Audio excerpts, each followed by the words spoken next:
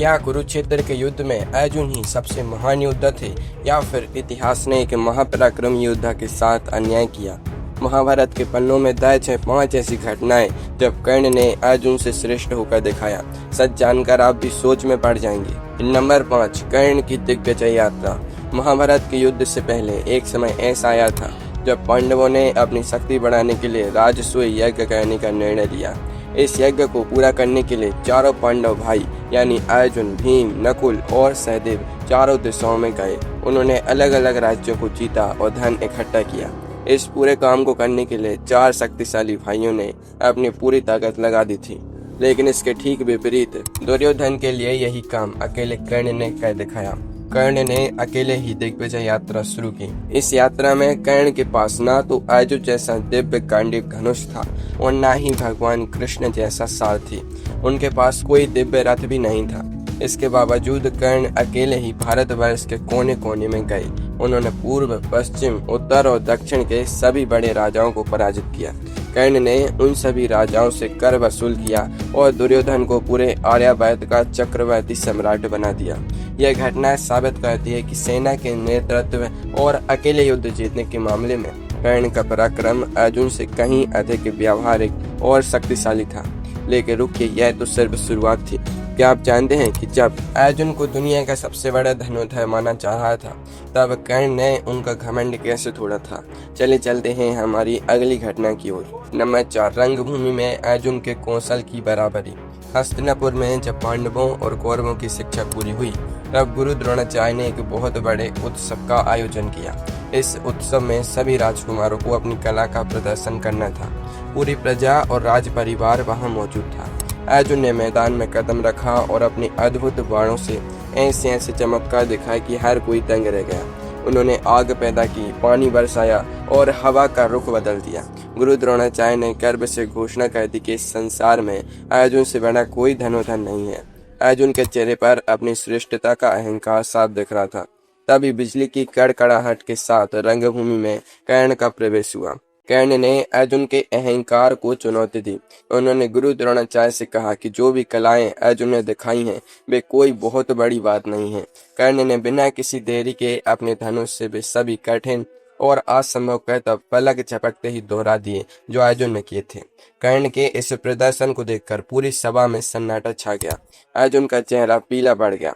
बिना किसी दिव्य अस्त्र के, सिर्फ अपनी मेहनत के दम पर कर्ण ने साबित कर दिया कि अर्जुन से भी श्रेष्ठ योद्धा समाज में मौजूद है। अगर आपको लगता है कि कर्ण की बराबरी सिर्फ खेल के मैदान तक थी तो ठहरिए, क्योंकि कुरुक्षेत्र के मैदान में एक ऐसा दृश्य भी आया जिसने भगवान कृष्ण को भी हैरान कर दिया था। नंबर 3, अर्जुन के रथ को पीछे धकेलना। कुरुक्षेत्र का युद्ध अपने चरम पर था। अर्जुन और कर्ण आमने सामने थे। दोनों तरफ से भयंकर बाणों की वर्षा हो रही थी। जब अर्जुन अपने गांडीव धनुष से बाण चलाते तो कर्ण का रथ कई मीटर पीछे खिसक जाता था। अर्जुन को अपने ऊपर बहुत गर्व हो रहा था। लेकिन जब कर्ण बाण चलाते तो अर्जुन का रथ सिर्फ 2 या 3 कदम पीछे हटता था। इस बार अर्जुन मुस्कुरा रहे थे, लेकिन रथ पर बैठे भगवान कृष्ण हर बार कर्ण के बाण चलाने पर उसकी प्रशंसा करते थे। कर्ण कहते थे कि वाह कर्ण, क्या अद्भुत प्रहार है।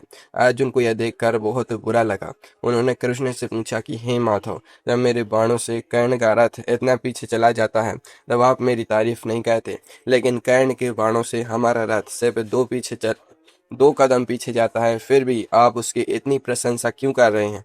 तब भगवान कृष्ण ने मुस्कुराते हुए कहा कि अर्जुन, तुम नहीं जानते कि तुम्हारे इस रथ पर कौन कौन बैठा है।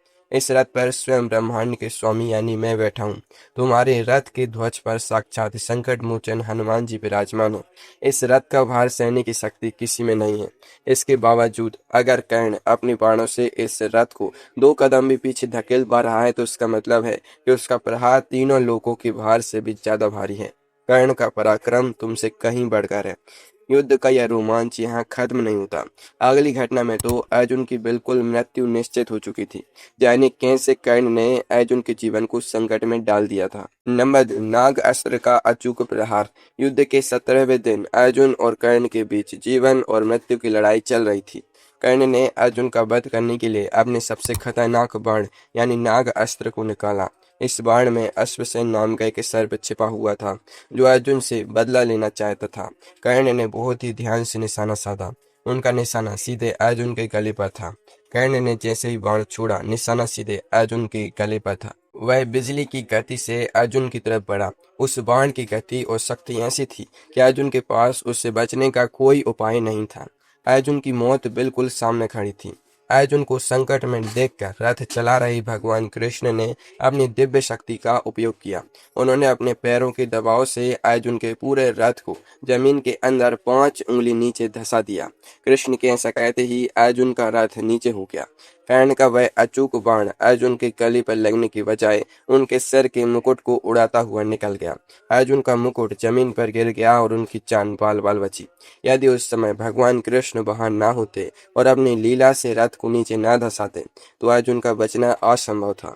कर्ण ने अपने अचूक निशाने से यह साबित कर दिया था कि वे अर्जुन के प्राण किसी भी क्षण ले सकते थे। अब समय आ गया है उस सबसे बड़ी घटना को जानने का जिसने कर्ण को इतिहास का सबसे महान और अमर योद्धा बना दिया। विपरीत परिस्थितियों में भी कर्ण ने जो किया वह कोई साधारण इंसान नहीं कर सकता था। नंबर 1, 17वें दिन का अंतिम महायुद्ध। युद्ध का 17वां दिन कर्ण के जीवन की सबसे कठिन परीक्षा का दिन था। इस दिन कर्ण के पास उनके जन्मजात कवच और कुंडल नहीं थी, जिसे देवराज इंद्र ने धोखे से दान में मांग लिया था। कर्ण को उनके गुरु परशुराम का श्राप था कि जब उन्हें अपनी विद्या की सबसे ज्यादा जरूरत होगी तब वे अपनी मुख्य युद्ध कला भूल जाएंगे। इसके साथ ही शल्य लगातार उन्हें मानसिक रूप से कमजोर कर रहे थे और अर्जुन की तारीफ कर रहे थे। इतनी सारी विपरीत परिस्थितियों के बाद भी कर्ण मैदान में एक शेर की तरह लड़ रहे थे।